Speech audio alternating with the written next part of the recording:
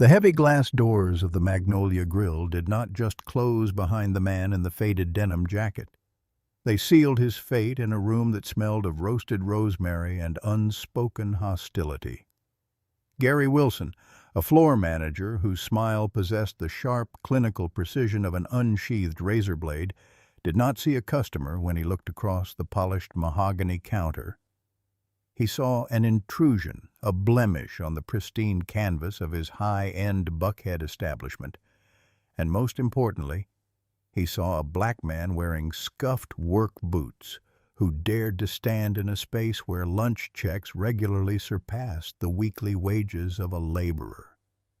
The air in the dining room became instantly brittle, the low hum of traditional jazz freezing in mid-air, as Gary leaned forward, his polished silver watch catching the ambient light like a warning signal. He did not ask for an order. He demanded a justification for existence, his voice carrying a toxic blend of corporate authority and deeply rooted prejudice that made the young cashier Denise instantly lock her eyes onto the floor.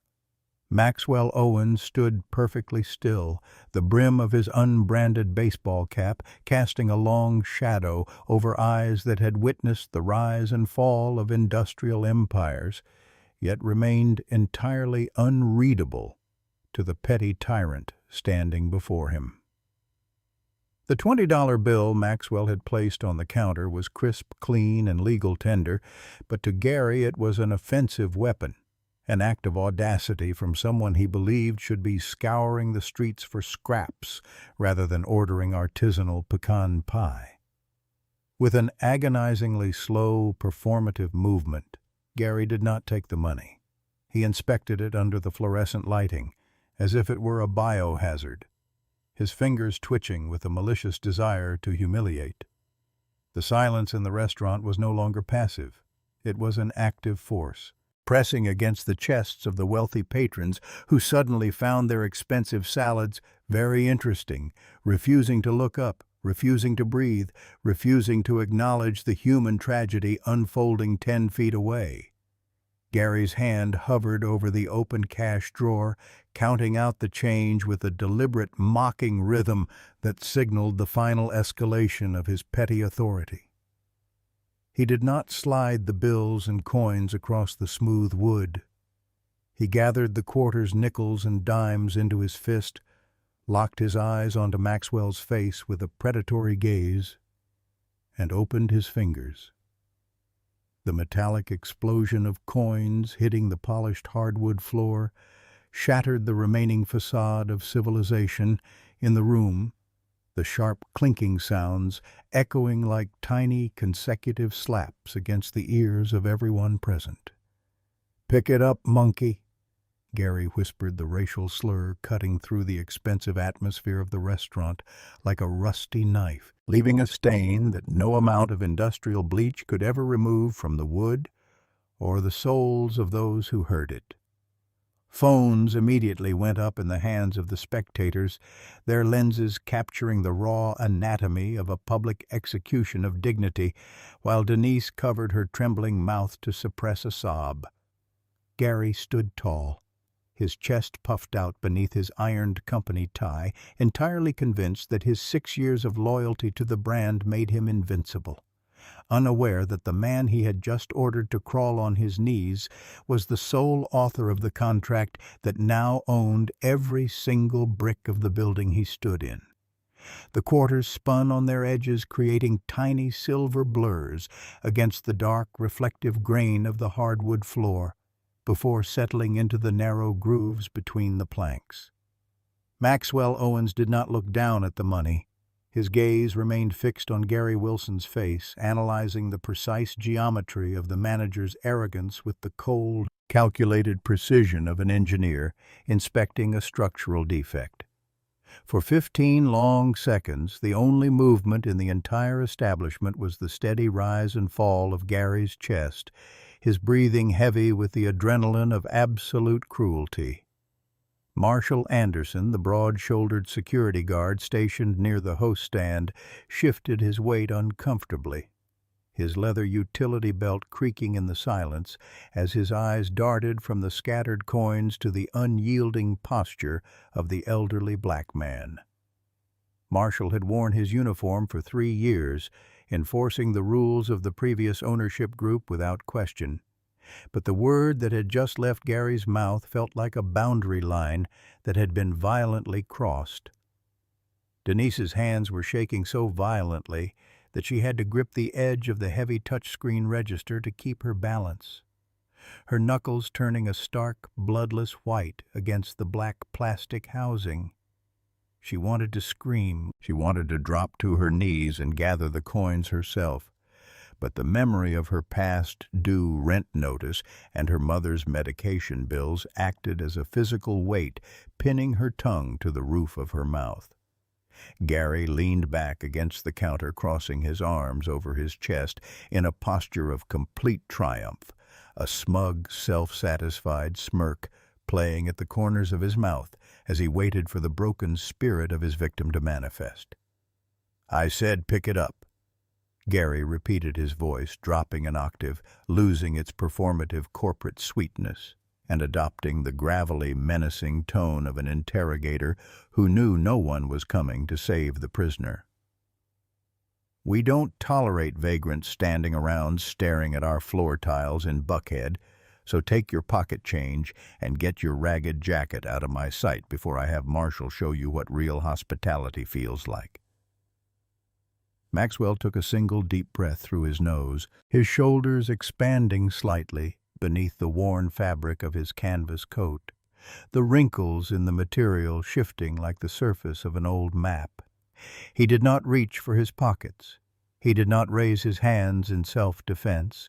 He simply reached out and picked up the paper coffee cup Denise had filled moments before the world stopped turning. The liquid inside was dark, rich, and scalding hot, but his hand was as steady as a marble column, not a single drop spilling over the white ceramic rim onto the clean counter space. He took a slow, deliberate sip, letting the bitter heat of the dark roast wash over his tongue before setting the cup back into its saucer with a soft, definitive click that sounded like the cocking of a pistol in the dead of night. "Gary Wilson," Maxwell said, his voice entirely devoid of anger, possessing instead the terrifying absolute calmness of a judge delivering a capital sentence to an empty courtroom. 6 years on this floor, according to your name tag, and you still haven't learned the basic difference between managing a staff and running a plantation." Gary's smirk did not vanish. It hardened into a rigid line of defensive fury, his fingers digging into the fabric of his sleeves as his face flushed a deep, unnatural crimson under the ambient track lighting. "You think you can talk to me like that in my own house?" Gary snarled, taking a step around the side of the cash register cage, entering Maxwell's personal space until the scent of his expensive alcohol-based aftershave mingled with the aroma of the spilled coffee. "Marshall, I gave you an order 2 minutes ago to remove this individual from the premises, and you are currently standing there looking like a decorative houseplant." Marshall did not move forward. His boots seemed to be glued to the thick oriental rug beneath the host stand, his hands resting loosely near his sides, but his fingers remained completely extended, refusing to touch the handcuffs or the heavy flashlight hanging from his belt. "Gary, look at the cameras," Marshall muttered, his voice barely audible over the low hum of the refrigeration unit behind the bar area. "There are 6 separate feeds recording this section of the counter, and 3 people at table 4 have had their mobile devices pointed at your tie since you pulled out the ultraviolet verification pen." Gary did not look at the lenses hidden within the dark glass domes on the ceiling. His pride had already consumed his capacity for survival, his vision narrowing until the entire universe consisted only of himself and the black man who refused to break. "I don't care about the cameras because corporate knows exactly who I am, and what I do to keep this location profitable." Gary shouted, his voice cracking with the strain of his own uncontrolled malice. "I am the reason this specific dining room cleared $400,000 in net revenue last quarter. And Phil Keaton doesn't give a damn about how I handle the street traffic as long as the spreadsheets are green at the end of the month." Maxwell listened to the name Phil Keaton, a slight, almost imperceptible nod of his head, indicating that another piece of the corporate puzzle had just fallen into its proper place within his memory.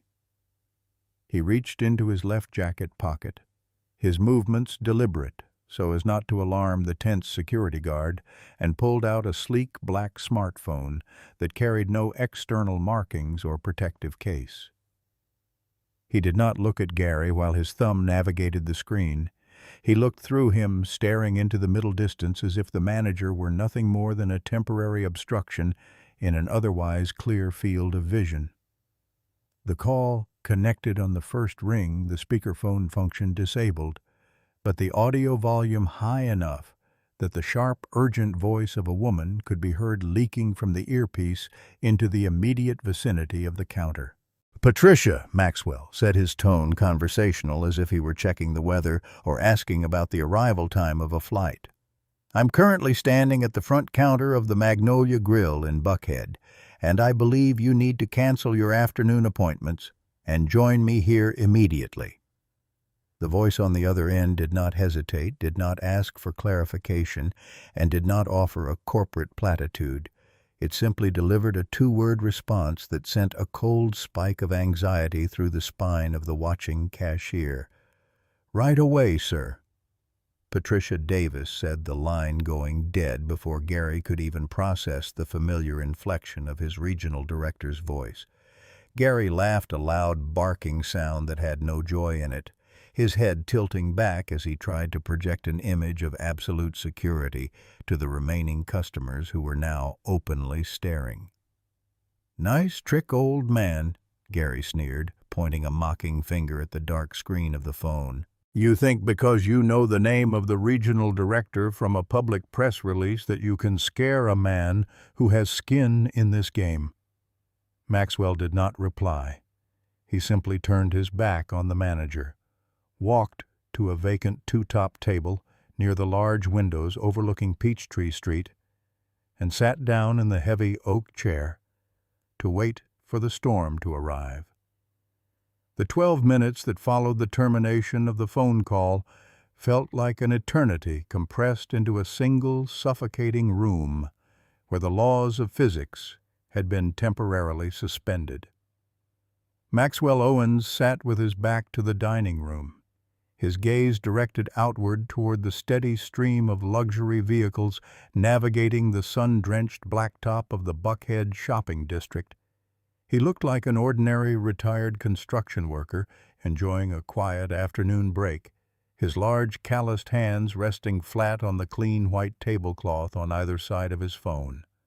Behind him, the restaurant had become a laboratory of human discomfort. The couple at table 3 were hurriedly throwing down a $50 bill to cover their untouched appetizers, their movements frantic as they sought to escape the toxic atmosphere before the authorities arrived. Gary Wilson remained behind the counter, but the absolute certainty that had defined his posture minutes ago was beginning to fracture around the edges like old safety glass.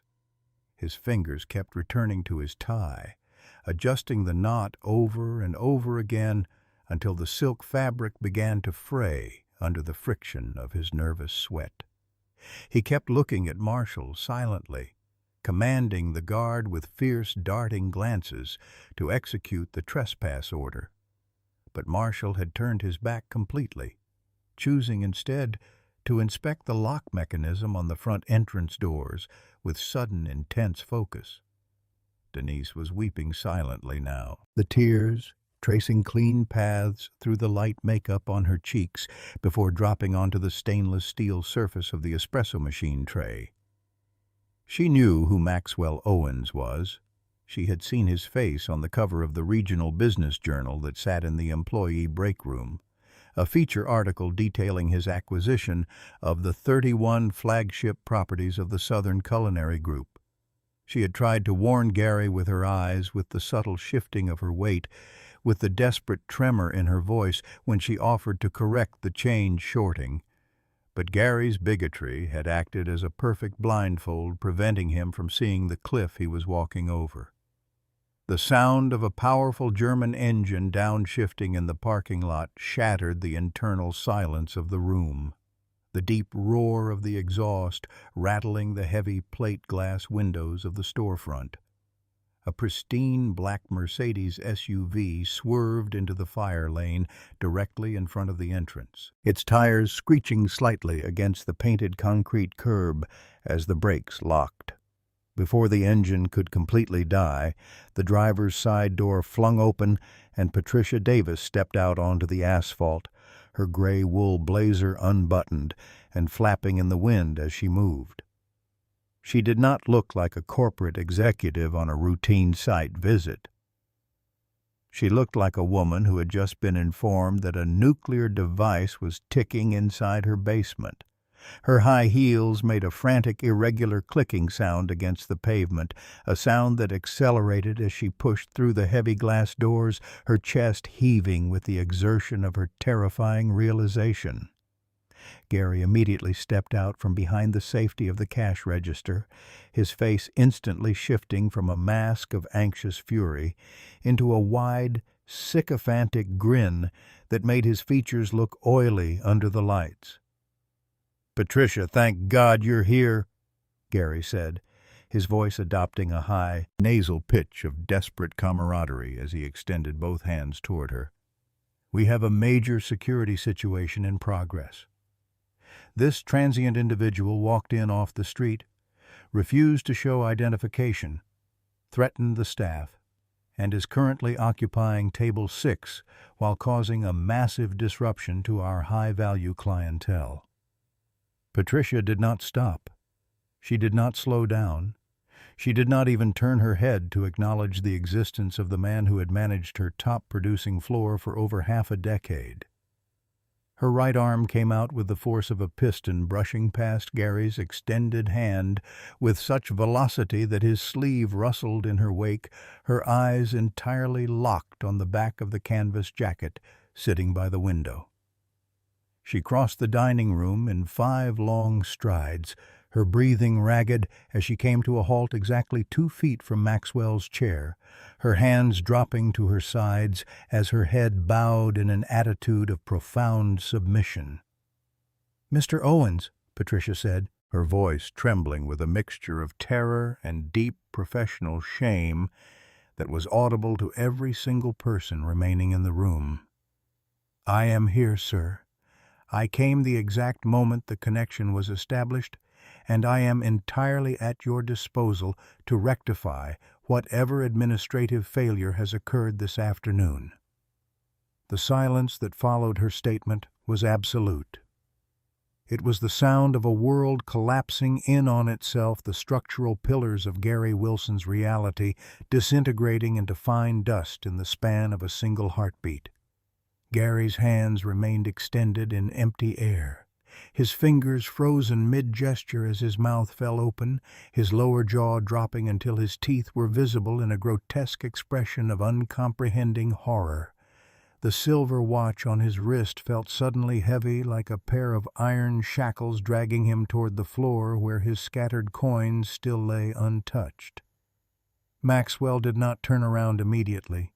He reached out, took another slow sip of his coffee, set the cup down with the exact same click as before, and then slowly rotated his torso to face the regional director.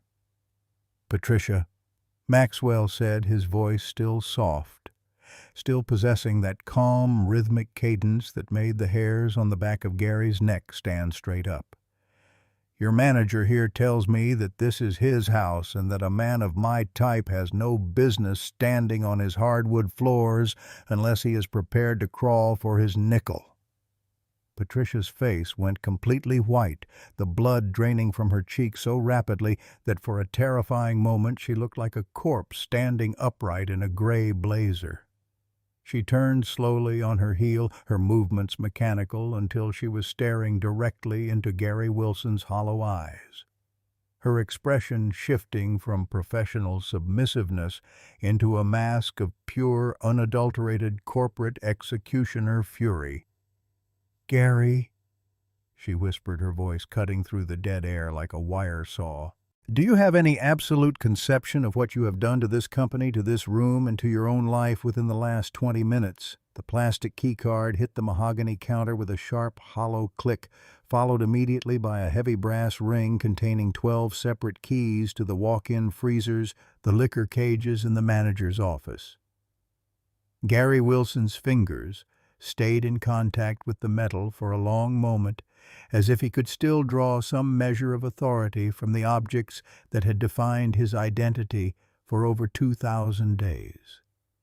His name tag, the small piece of engraved silver plastic that had felt like a shield against the world, was unpinned with a slow, clumsy motion that left a tiny hole in the fabric of his ironed shirt. He did not look at Denise, who was watching him from behind the register with a combination of profound relief and residual fear. He looked at the floor where his own reflection was visible in the pristine wax finish. "This place will fall apart in 3 weeks without my inventory control protocols," Gary muttered, his voice dropping into a bitter, resentful whisper that lacked any of its former volume. "The kitchen staff doesn't respect anyone else, and the weekend dinner crowds won't tolerate the kind of service Denise provides when the room is at capacity." Maxwell Owens did not respond to the threat. He simply picked up the brass key ring, testing the weight of it in his palm, before handing it directly to the young cashier. "Denise," Maxwell said, his voice instantly losing its cold judicial edge and adopting a warm paternal tone that made her shoulders drop 3 inches. "You are now the temporary key holder for this location, and your hourly compensation is adjusted to the assistant manager's schedule effective from the start of your shift this morning." Denise's breath caught in her throat, her hands coming up to cover her face as a fresh wave of tears began to flow, though these were entirely different from the ones she had shed minutes earlier. "Thank you, Mr. Owens," she whispered through her fingers, her voice shaking with an emotion that was a mix of intense gratitude and overwhelming shock. "I promise you, I will take care of this room, and every person who walks through that front door will be treated like they belong here." Gary let out a bitter, mocking hiss through his teeth, turning his body toward the exit where Marshall was already holding the heavy glass door open for him.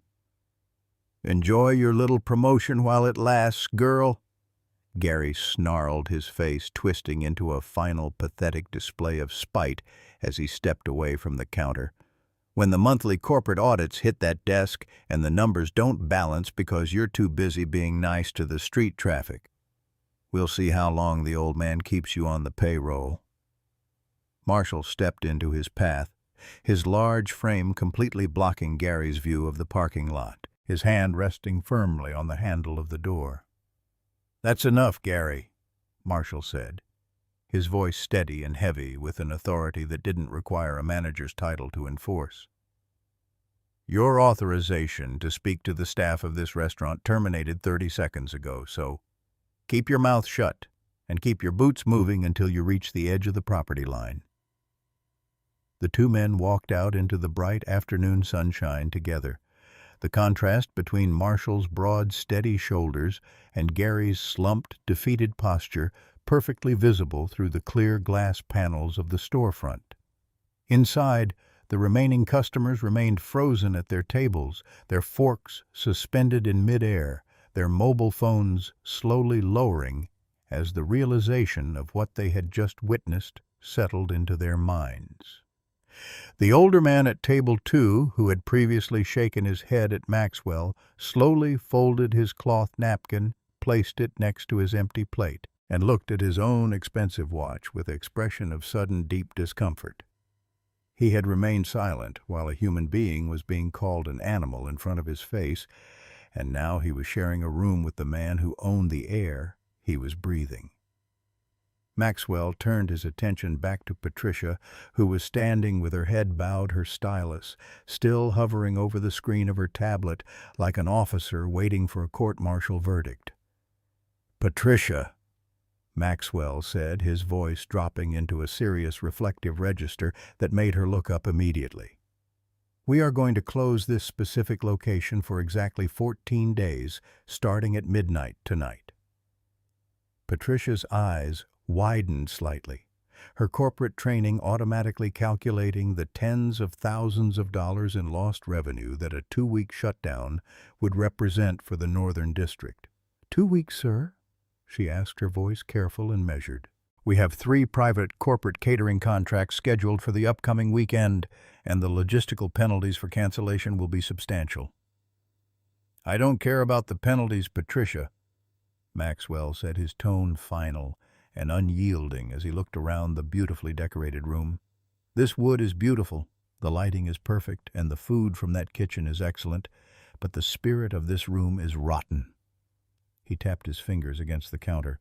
"You cannot fix a toxic culture by simply removing one manager and leaving the rest of the structure intact. You have to strip it down to the foundation and rebuild the values from scratch." He pointed to the scattered coins on the floor. "For the next 14 days, every single employee on this payroll will attend a mandatory de-escalation and human dignity seminar facilitated by an external oversight board." He leaned in. "And you will personally sit in the front row of every session, Patricia, because if my regional directors don't know how to spot a tyrant like Gary Wilson after 6 years on the job, then the education needs to start at the top." The metal tip jar sitting on the edge of the counter was old, its glass body covered in faint scratches from years of coins being dropped into its narrow top slot by satisfied customers. Maxwell Owens walked over to the spot where the silver quarters and copper pennies were still scattered across the dark floor, their surfaces glittering under the warm ambient lighting. He did not look around to see if the customers were still filming him. He slowly lowered his body, his knees making a soft creaking sound that spoke of his 56 years of hard labor in the construction fields of Georgia. One by one, his large scarred fingers pressed against the polished wood, lifting the coins with a deliberate, respectful movement that seemed to elevate the small pieces of metal into symbols of reclaimed dignity. He did not rush. He collected every single nickel, every dime, and the single quarter that had rolled all the way to the baseboard near the heavy oak entrance door. When his hand was full, he stood back up, his spine straightening with the effortless dignity of a man who knew his worth had never been determined by the clothes on his back. He walked back to the counter, looked into Denise's wet eyes, and opened his fist above the jar, the metallic cascade creating a clean, bright melody that seemed to wash away the residual echo of Gary's insults. $11.50, Maxwell said, his voice carrying a gentle vibration of absolute certainty. "That is the exact amount your former manager thought was worth risking his entire career over Denise." He pushed the jar toward her. "Those coins belong to the people who actually sweat for this brand, not the ones who hide behind a tie and a desk." Marshall walked back through the front doors, the glass closing behind him with a soft click that sounded like the final chapter of a long book. His face was flushed from the heat of the parking lot, and his chest was rising and falling with a heavy, troubled rhythm that indicated his internal struggle was far from over. He walked straight toward Maxwell, stopping exactly 3 feet away, his arms dropping to his sides as his eyes sought the floor in a posture of profound professional regret. "Mr. Owens," Marshall said, his voice thick with an emotion he had spent the last half hour trying to suppress. "I want to apologize to you personally for my conduct this afternoon. when Gary told me to stand behind you and prepare for a physical search, I knew in my gut that it was a violation of everything a security officer is supposed to stand for. He looked up, his eyes rimmed with red, but his gaze steady. I hesitated, sir, but I still took that step forward because I was afraid of losing my certification and my shift hours under his management. Maxwell looked at the large security guard, analyzing the raw honesty in his face for a long moment before reaching out and placing a heavy, reassuring hand on his shoulder. An order that you know is wrong does not become right just because the person giving it has a higher title than you, Marshal. Maxwell said, his voice soft, but possessing the strength of an iron beam. The uniform you are wearing is supposed to protect the people in this room from harm, not protect a bully from the consequences of his own ignorance. He squeezed the guard's shoulder once before releasing his grip. I am not going to terminate your contract today because I saw the hesitation in your boots, and that tells me there is still a conscience inside that uniform. He leaned in slightly. But I want you to sit with that discomfort for the next 2 weeks. I want you to remember exactly how heavy those boots felt when you were walking toward an innocent man, so that you never make that choice again for any amount of money. Marshall nodded slowly, a single deep breath escaping his chest as a massive weight seemed to lift from his posture. Yes, sir, he said, his voice dropping into a tone of quiet, unshakable loyalty. I will remember it for the rest of my life, and it will never happen on my watch again. Maxwell turned his attention back to the dining room, where the last remaining couple was hurriedly sliding out of their booth, their faces turned away as they tried to avoid eye contact with the new owner. Patricia, Maxwell said, turning back to the regional director who was already waiting with her pen poised above her tablet. Before we open those doors in 14 days, I want a brass plaque bolted to the brickwork right next to the entrance handle. He gestured toward the door frame. It needs to be simple, clean, and visible to every person who steps onto this property. He paused, letting the words form clearly in his mind before delivering them to her. The text will read, "Every guest in this establishment deserves absolute dignity. If you experience or witness anything less than that, call this number." And beneath those words, you will list the direct line to the Independent Oversight Board in the Central Corporate Office. He looked at the window one last time. We are going to make sure that the next time a man walks in here wearing a canvas jacket, the only thing he has to worry about is whether the pecan pie is hot. The 6 weeks that followed the incident at the Magnolia Grill transformed the digital landscape of the entire city, turning a 3-minute mobile phone video into a historical turning point for the local hospitality industry. Megan Taylor sat in the editing suite of the network affiliate building, her eyes bloodshot from staring at the glowing monitors that displayed the internal communication logs of the Southern Culinary Group.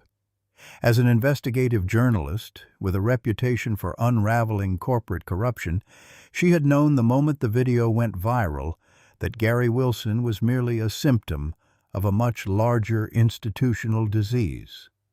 The hashtag #PickItUpJustice had already generated over 4 million impressions across multiple social media platforms, with users from across the country sharing their own experiences of being racially profiled in luxury commercial spaces. But Megan did not want to write another superficial human interest story about a bad manager.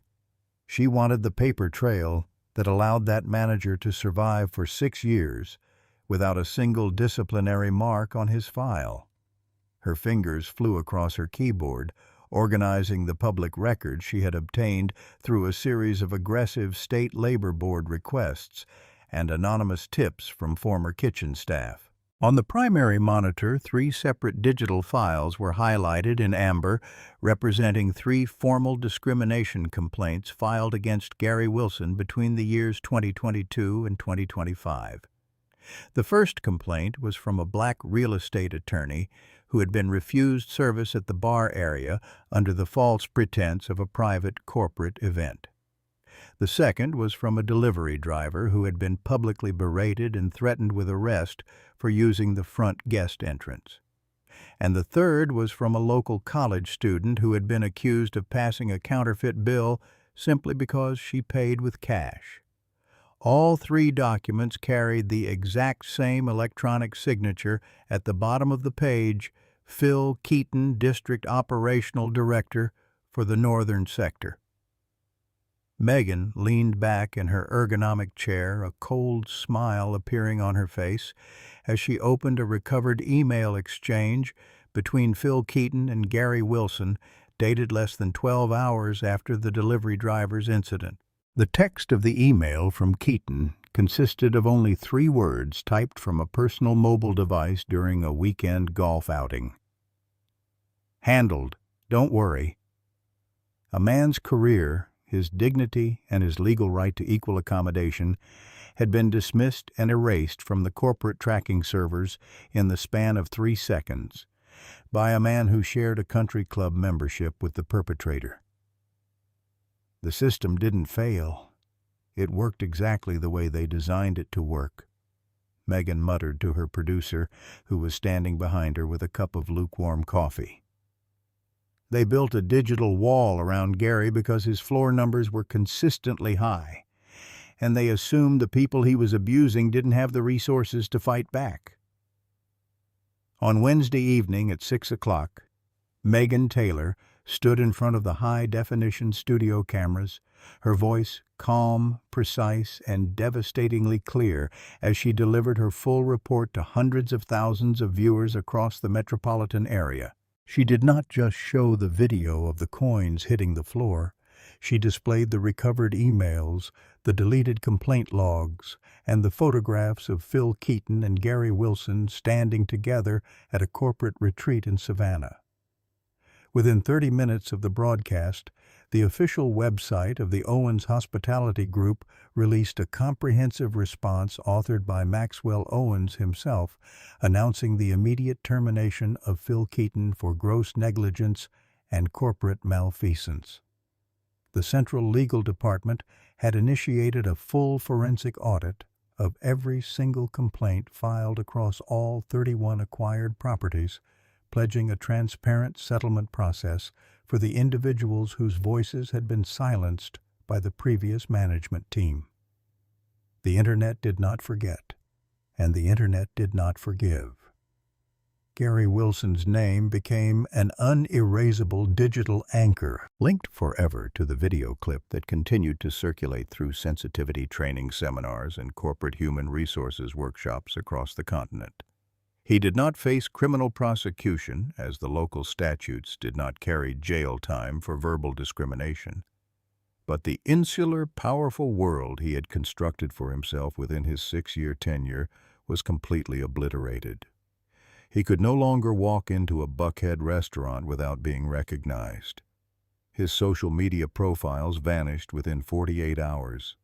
And his expensive silver watch was sold to cover the legal retainers for an ongoing civil lawsuit filed by the real estate attorney whose complaint had been recovered. The victory was not in his destruction, but in the absolute proof that the structures of small-scale tyranny can be dismantled overnight when the person holding the capital refuses to tolerate the abuse of the vulnerable. The late afternoon sun of a perfect Georgia autumn cast long, golden slats of light through the pristine plate-glass windows of the Magnolia Grill, painting the stone facade in warm, honeyed tones. A 10-year-old Honda sedan, its silver paint slightly faded along the rear bumper, but its engine running with a smooth, quiet purr, pulled into the corner parking spot nearest the entrance. Maxwell Owens stepped out of the driver's seat, his work boots touching the clean asphalt with the same heavy measured stride that had defined his arrival 6 weeks earlier. He was wearing the exact same canvas jacket, its pockets slightly bulged from his notebook and car keys, his unbranded baseball cap pulled low over his eyes to shield them from the low-hanging sun. As he walked toward the heavy glass doors, he noticed that the boxwood hedges had been trimmed with immaculate precision, and the brass lettering of the store sign shone with a high-gloss finish that indicated daily maintenance. He reached out his hand to push the door open, but before his fingers could touch the metal handle, a young man in a clean white shirt and a neatly pinned green apron flung it open from the inside, his face breaking into a genuine, welcoming smile. "Good afternoon, sir," the young host said, his voice entirely free of the guarded evaluative calculation that had previously defined the entrance experience of the restaurant. "Welcome to the Magnolia Grill. Are we dining alone today, or will someone be joining you for the afternoon session?" Maxwell looked into the young man's eyes, searching for any trace of performative corporate fear or hidden judgment, but found only the clear, bright professionalism of an individual who felt secure in his employment. "Just a seat at the counter if you have the space, young man," Maxwell said, his voice soft and warm as he stepped into the foyer. "Absolutely, sir. Right this way," the host replied, gesturing toward the dark wood counter that ran along the back wall of the dining area, his posture respectful but entirely natural. The interior of the restaurant smelled different now. The heavy, suffocating scent of expensive perfumes and industrial cleaner had been replaced by the rich, inviting aroma of fresh butter-roasted pecans and warm yeast rolls. The low, aggressive jazz track that Gary had used like a corporate wall had been replaced by a soft acoustic melody that allowed the sound of human laughter and clinking silverware to fill the gaps between tables. Behind the espresso machine, her hair tied back in a professional braid and a new silver name tag pinned perfectly straight across her dark green vest, stood Denise Brooks. The title beneath her name did not say cashier anymore. It read Assistant General Manager in clean, bold lettering that caught the light as she moved. She looked up from the milk-steaming pitcher she was holding, her eyes locking onto the canvas jacket, and a smile of pure, unadulterated recognition and warmth illuminated her features.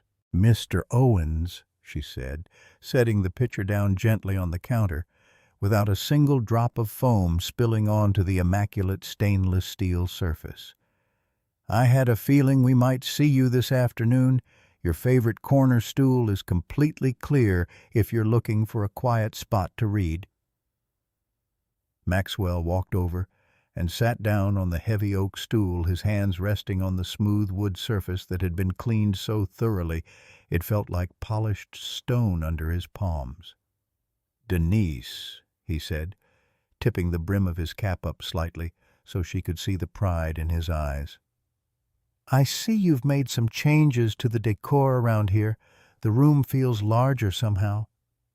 Denise laughed, a bright, clear sound that had no residual trace of the fear that had defined her voice 6 weeks ago. "It's the atmosphere, sir," she said, sliding a clean ceramic saucer and a linen napkin into place before him. "The kitchen staff doesn't yell anymore. The servers actually help each other with the large tables, and nobody has to look at an ultraviolet pen before they can get a cup of coffee." She poured the dark, steaming roast into his cup with a steady, practiced hand, the liquid settling perfectly without a single splash. One slice of pecan pie coming right up from the kitchen. The chef made sure the crust was extra buttery today, just in case you decided to stop by. Maxwell took a slow sip of the coffee, letting the rich warmth settle into his chest as he looked around the crowded dining room. At table 4, a young black couple was celebrating an anniversary, their laughter mingling with the conversation of a group of corporate executives at the neighboring booth without any sense of friction or division.